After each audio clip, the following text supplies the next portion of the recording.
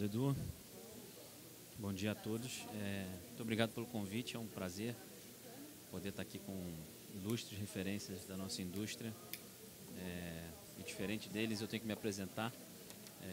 Eu venho há alguns anos trabalhando nessa área comercial de etanol, dentro da Raízen.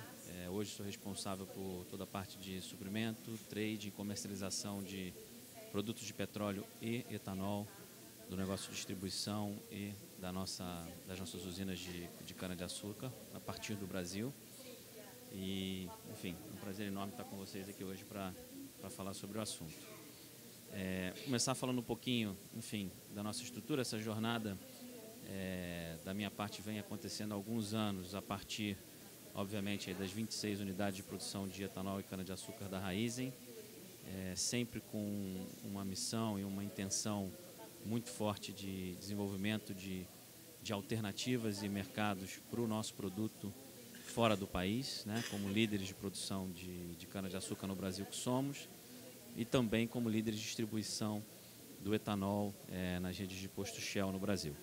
Então, com base nessa estrutura, que foi criada há 8 anos atrás, a gente vem desenvolvendo um trabalho de prospecção e avanço da utilização do etanol brasileiro, mas não só brasileiro, né? Eu acho que, aproveitando aqui a agenda e as palavras do Marcos, também olhando sob a perspectiva de ter os Estados Unidos como também um grande produtor e um parceiro no desenvolvimento desses mercados, assim como também incluindo um pouco a discussão da comercialização global e da transformação do etanol como um produto também comercializado amplamente no mundo, porque não pensando os países asiáticos como produtores também. É muito pouco pensar Brasil e Estados Unidos apenas como representantes produtores de uma commodity, se a gente de fato pretende imaginá-la como uma commodity global.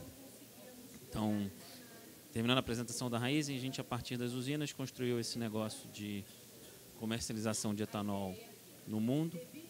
Hoje temos uma participação bastante relevante nos fluxos internacionais do produto a partir do Brasil, prioritariamente, mas também a partir dos Estados Unidos. E, de fato, a conexão com o tema hoje é muito relevante, porque os grandes tomadores desse produto, historicamente, além dos próprios Brasil e Estados Unidos, são os mercados asiáticos, né? A gente pode ver aqui nesse próximo chart essa representatividade, onde claramente metade do mundo a oeste, longo em produto, com produto disponível, competitivo, renovável de cana-de-açúcar com baixíssimas emissões no Brasil, mas também através do milho nos Estados Unidos. E a região leste do planeta predominantemente deficitária em produto, seja para utilização como biocombustível, seja para utilização industrial em indústrias químicas, de bebidas, cosméticos, etc. Então, claramente, os principais mercados tomadores desse produto estão na Ásia, o Japão, Coreia do Sul, China, etc., mencionados aqui pelo Marcos anteriormente. É muito fácil e muito difícil falar depois do Marcos e do Márcio, porque é muito fácil porque vocês já entenderam como funciona a estrutura do mercado como um todo, e muito difícil porque é muito difícil complementar a visão deles aqui. Então eu vou me concentrar em trazer para vocês um pouco mais de detalhes sobre alguns desses mercados, e vocês vão ver no final que também sob a perspectiva de mercado existe um alinhamento muito claro com os pontos trazidos aqui pelo Marcos como conclusões. Então vamos lá, o primeiro grande mercado, e se a gente olhar no slide anterior lá, com uma grande relevância já hoje, com aproximadamente 3 milhões de metros cúbicos, é a China, que promove hoje uma discussão de expansão do seu mandato a partir de 2020, saindo de algumas províncias para o país como um todo, né, no E10.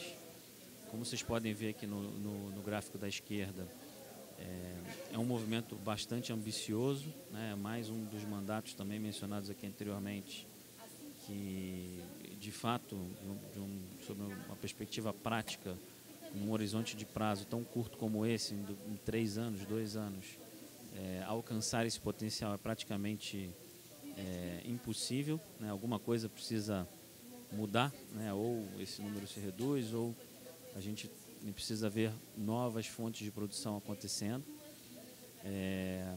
E a gente pode ver claramente que mesmo num ambiente de consumo ainda relevante, mas numa escala de tamanho bem inferior às ambições futuras, a gente ainda vê na China um fluxo internacional de entrada no país também muito caracterizado pelas barreiras, que também já foram faladas aqui anteriormente, bastante instável. A gente vivia um crescimento, tivemos uma grande redução em 2017 causada por uma larga utilização do milho estocado localmente. Esse crescimento foi percebido novamente em 2018 e a partir das crises e da trade war entre Estados Unidos e China, a gente vê uma perspectiva muito diferente novamente, com tarifas de importação que viabilizam o fluxo, né? Nesse mercado, ainda percebemos importações, muitas delas com movimentos não ortodoxos de passadas em outros países para entrada na China, que foram flagradas e identificadas recentemente e que certamente não estarão presentes no curto prazo como alternativa de suprimento da China. Então aqui também, sob uma perspectiva de curto prazo, apesar de que quando a gente analisa a indústria chinesa de produção de etanol, existe capacidade ociosa para uma expansão suficiente ao abastecimento local da situação atual de mandatos, mas ainda bem distante da realidade futura no país. Certamente a gente vai ver no curto prazo algum impacto causado por esse fechamento dessa válvula de entrada de produto nesse mecanismo meio estranho, passando por outros países, né, para fugir da tributação. Então, China é um potencial enorme, mas, enfim, com uma série de questões muito associadas ainda à discussão do trade war. Outra referência grande na Ásia é o Japão, também mencionado aqui anteriormente, é um país precursor na utilização do etanol através do ETBE, já há mais de 10 anos. Então, foi o país que, em primeiro lugar na Ásia, promoveu o desenvolvimento da utilização do biocombustível nas gasolinas. A gente pode perceber esse crescimento ao longo dessa última década. O Brasil sempre foi reconhecido como a origem de produto sustentável para atender o mercado japonês, até a última revisão do mandato feita ao longo de 2017, implementada a partir de abril de 2019, onde, como foi mencionado aqui anteriormente, o etanol americano passou também a ser uma alternativa de suprimento ao mercado japonês, né, pela primeira vez. Os níveis de emissões, de fato, reconhecidos são questionáveis e, sob o meu ponto de vista, também, hoje a gente tem uma realidade no Japão onde o etanol brasileiro acaba financiando e subsidiando a penetração do etanol americano naquele país, né? Sem a presença do etanol de cana, com as emissões as reduções de emissões acima de 70% que a nossa indústria consegue promover, fica inviável a utilização do etanol americano naquele país. Então, vocês podem ver aqui na última barra a evolução da participação de cada origem no suprimento desse país, e dá para perceber o crescimento do etanol americano a partir desse ano, que deve impactar as exportações do Brasil em 2019. Por fim, trouxe algumas informações de Índia para dividir com vocês. Eu acho que, da mesma forma como foi mencionado anteriormente, é um caso claro de um potencial ciclo virtuoso mencionado pelo Marcos aqui, para que a gente veja uma indústria numa característica muito diferente, beneficiada tanto no lado do açúcar quanto também do lado do etanol. O produto local produzido na Índia é hoje utilizado no mercado de biocombustíveis com um preço muito superior ao mercado internacional.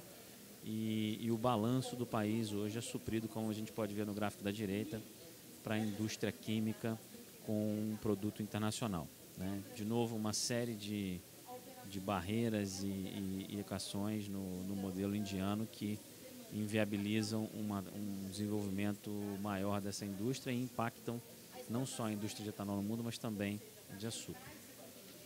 Então, de uma forma geral, como conclusão, eu trago alguma coisa muito alinhada com as percepções anteriores aqui do Márcio e do Marcos.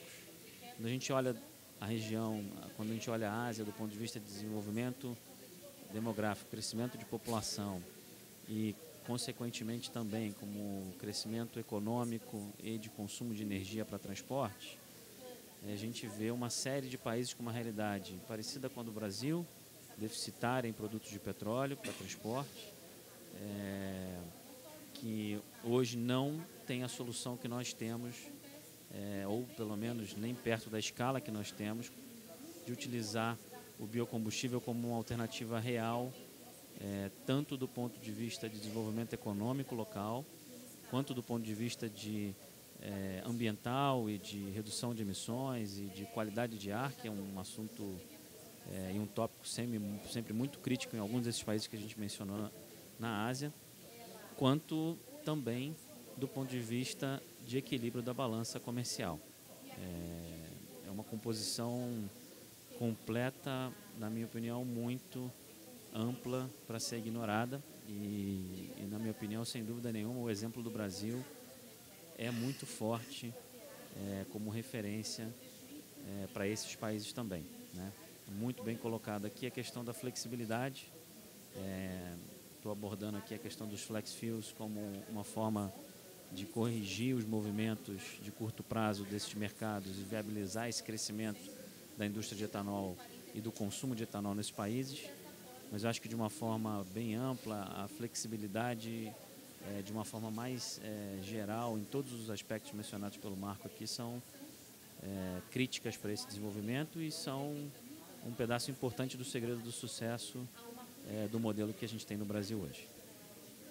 Obrigado, pessoal.